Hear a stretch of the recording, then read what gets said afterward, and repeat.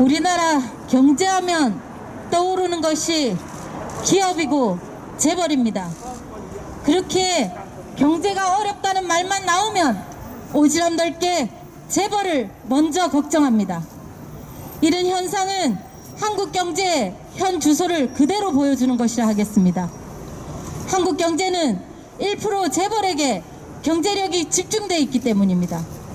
그 결과로 한국 사회는 불평등과 양극화가 심각하며 부의 대물림이 오랫동안 지속되어 왔습니다. 그렇게 우리 노동자 민중들은 공정사회에 대한 오랜 요구로 투쟁하고 싸워왔습니다. 그렇기에 지난해 박근혜 정권조차도 2013년 총수 일가의 전횡을 방지하기 위한 상법 등 관련 입법을 추진하는 신용이라도 보였습니다. 그러나 8년이 지난 오늘날까지 아직 한국 사회의 재벌 독점 경제체제는 건재합니다. 이 속에서 얼마나 많은 중소, 영세, 자영업자들이 고통받고 있습니까? 동네 문방구까지 침탈한 재벌 경제체제 속에서 경제적 공정사회가 도대체 가능하기나 한 것입니까? 재벌에 쏠린 경제구조와 중소영세 자영업자들의 어려움은 바로 노동자들의 어려움과 직결되어 있습니다. 일자리 부족과 해고, 최저임금에 대한 사회적 인식이 대표적일 것입니다. 코로나19로 경제가 더 어려워졌습니다. 그러나 재벌은 어렵지 않습니다. 아직도 재벌은 1천조에 육박하는 사내 보유금을 쟁여놓고 있으며 경제 위기를 빌미로 재벌 경제체제를 완강히 고수하고 있습니다. 오히려 경제 위기의 책임을 노동자 서민에게 돌리고 노동법 개혁 등을 요구하며 이중, 삼중 이득을 챙기려고 발악하고 있습니다. 문재인 정부도 입으로만 재벌 개혁을 말하며 친기업 정책을 더욱 노골화하고 있습니다. 공정경제 3법 입법하겠다고 하나 그것만으로 사회 양극화와 불평등을 극복하기에는 부족합니다. 대한민국 헌법에 명시되어 있는 올바른 경제민주화 정책을 추진해 나가야 합니다. 그것이 바로 국가의 책무일 것입니다. 코로나19와 내수 부진으로 지금 한국 경제는 심각한 위기에 처해 있습니다. 이 위기의 고통은 온전히 노동자, 서민, 중소, 영세 자영업자들에게 전가되어 있습니다. 정말 눈뜬 하루하루가 지옥 같은 삶이 이어지고 있습니다. 민주노총은 노동자와 서민들의 생존권을 지키기 위해 끝까지 투쟁해 나갈 것입니다. 아울러 온전한 경제민주화의 실현을 위해서 재벌 대개혁과 경제민주화 실현을 위한 법적 제도적 장치를 마련하기 위해 가장 앞장에서 실천하고 행동해 나가겠습니다. 감사합니다. 네, 안녕하십니까. 방금 소개받은 한국노총 상임부위원장 의원입니다. 4년 전 이곳 강원 강당에서 우리는 1700만 시민과 함께 외쳤던 구호가 있습니다. 박근혜는 하야하라. 그리고 재벌 개혁과 재벌 해체를 외쳤습니다. 이명박 박근혜가 추진했던 경제민주화는 가짜 경제민주화였고 오히려 국민들의 삶을 옥죄는 정책이었기 때문에 1700만 시민들은 강원 광장에서 국정농단을 벌인 박근혜 정권을 심판하기 위해서 모였고 외쳤습니다. 재벌 개혁을 해야 된다고, 재벌을 해체해야 된다고. 국민 여러분, 4년이 지난 오늘 지금 어떤 일이 벌어지고 있습니까? 200여 개의 시민단체와 노동단체가 모여서 11월 9일을 긴급 구조의 날, 경제민주화의 날 선포식을 갖는 것입니다. 정말로 답답합니다. 4년 동안 문재인 정부는 무엇을 해왔습니까? 1700만 시민들의 함성이 들리지도 않습니까? 단지 우리가 요구했던 것은 대기업이 중소기업의 기술을 탈취하는 남용을 공정거래를 막아달라. 대기업과 중소기업의 임금 객체를 줄여달라. 그리고 원청기업의 납품 단가 후려치기를 막아달라. 그리고 잘못된 공정거래법을 개정해달라. 상법을 개정해달라는 순수한 요구였습니다.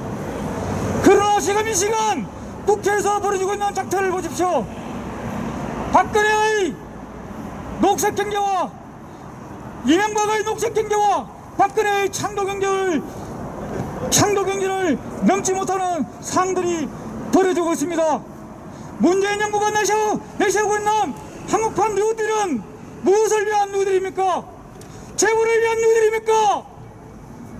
아니면 노동자, 서민, 중소상인들을 위한 뉴딜입니까? 저는 분명하게 밝히고자 합니다. 문재인 정부가 지금 내세우고 있는 한국판 뉴딜은 중소상공인과 중소기업을 위한, 그리고 우리 국민들을 위한 뉴딜이 아니라 대기업을 위한 뉴딜이라는 것을 분명하게 밝힙니다. 그렇기 때문에 오늘 우리가 다시 나선 것입니다. 국민 여러분, 우리 노동자의 2,500만 노동자 중에서 90%가 중소기업 노동자입니다. 그리고 이 땅의 기업의 99%가 중소기업입니다.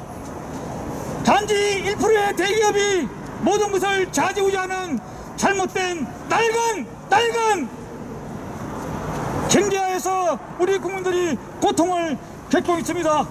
이것을 우리는 부수기 위해서, 이것을 우리는 계획하기 위해서 오늘 우리는 11월 9일 경제민주화 선포식을 가지면서 정부와 그리고 국회 그리고 국민들에게 알리는 것입니다. 더 이상 오늘의 이 악순환이 되풀이 되어서는 안 됩니다. 하루빨리 공정의 경제, 문재인 정부가 내세웠던 공정의 경제를 해야만 이 나라가 살 수 있고 이 국민들이 살 수 있습니다. 더 이상 사람을 죽여서는 안 됩니다. 더 이상 사람들을 못 살게 해서는 안 됩니다. 그렇기 때문에 우리가 주장하는 경제민주화는 너무나 시급한 것입니다.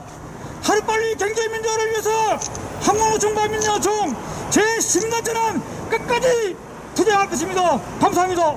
예, 안녕하십니까. 중소상인 자영업자들은 부끄럽지만 경제민주화의 주체이자 대상인지도 모르고 너무 오랜 세월을 살아왔습니다. 2013년 남양유업 욕설 파문이 터졌고 편의점주들이 24시간 강제 영업에 못 이겨 죽음을 선택하고 대리점들이 본사의 불공정한 갑질 때문에 길거리로 나앉고 건물주들의 갑질 때문에 길거리에 내쫓기는 임차 상인들이 수면 위로 드러나고 대기업의 문어발식 확장 때문에 시장 상인들이, 골목 상권의 상인들이 피해를 호소하면서 우리도 경제민주화의 일원이고 주체이고 대상이라는 사실을 깨달았습니다. 하지만 그 후로 10년여 가까운 시간이 흘렀습니다. 과연 우리 사회 얼마나 바뀌었습니까? 저희가 가장 핵심적으로 10년째 주장하고 있는 유통산업발전법, 오늘도 대기업들은 의무휴업 때문에 자기네 매장에 입점해 있는 중소상인들이 피해를 본다고 오히려 중소상인들 때문에 규제하면 안 된다고 외치고 있습니다. 그런 유통재벌들에게 이렇게 답해주고 싶습니다. 너나 잘하세요. 그렇게 중소상인 걱정하면서 평상시에 갑질 일삼고 온갖 명분으로 수수료 떼어가고 했습니까? 규제 때문에 중소상인들 어려워진다 외치지 말고 먼저 갑질 중단하고 수수료 낮춰서 코로나 시대에 익정한 업체들 살아갈 수 있도록 그렇게 너나 먼저 잘하면 저희들도 그들의 의견 존중하겠습니다. 대법원 판결에서 의무위협은 정당하다 판결이 나왔습니다. 헌법재판소도 헌법 정신에 위배되지 않는다고 판결을 내렸습니다. 그러나 오직 대한민국에서 유통재벌들만이 불공정한 규제라고 외치고 있습니다. 유통산업발전법 캐캐묵은 법안입니다. 사실 진즉에 통과됐어야 될 법안입니다. 코로나 때문에 중소상인들 정말 어려워서 다 죽을 지경입니다. 이 캐캐묵은 법안 다 통과시키고 새로운 시대 포스트 코로나를 위한 또 다른 경제민주화로 나아가야 됩니다. 하지만 여전히 경제민주화 법안들은 국회에 잠들어 있습니다. 대한민국 헌법 제119조 2항에 경제민주화를 위하여 규제와 조정을 할 수 있다고 나와 있습니다. 국회와 정부가 나서서 이제라도 이 캐캐묵은 법안들 다 통과시키고 새로운 시대를 향해 모든 국민들이 힘을 합쳐 코로나를 극복할 수 있도록 나서주시기 바랍니다. 감사합니다. 네, 앞서 저희가 대한민국 헌법 119조 2항을 함께 읽었는데요. 세상 감동스럽습니다. 이런 문구를 우리가 갖고 있었는데 얼마나 인식하고 살았나 이 생각 다시 한번 했습니다. 또 하나 감동스러웠던 것은 우리 현실과 너무 동떨어져 있는 아름다운 문구여서 그럴 것 같습니다. 앞서 많은 분들이 말씀하셨습니다. 우리 사회 양극화, 불평등. 사실 예외적인 현상은 아닐 겁니다. 전 세계적인 현상입니다. 하지만 한국은 너무나도 극단적입니다. 앞서 많은 중소기업이 어려움을 얘기하셨는데 대기업만 보더라도 그렇습니다. 많은 분들이 한국의 국민들이라 알고 있습니다. 이재용 부회장이 삼성그룹에 갖고 있는 지분이 도대체 얼마인가? 1%가 안 됩니다. 총수 일가 전체에도 5%가 안 됩니다. 5%가 안 된 지분을 갖고 삼성을 전체 지배하고 있습니다. 현대차 다르지 않습니다. SK 다르지 않습니다. SK 1%도 안 되는 총수 지분을 갖고 있습니다. 그러다 보니까 경영권을 자식에게 물려주려고 하니 온갖 편법, 불법, 탈법이 계속될 수밖에 없습니다. 그러면 누군가는 관리하고 통제해야 됩니다.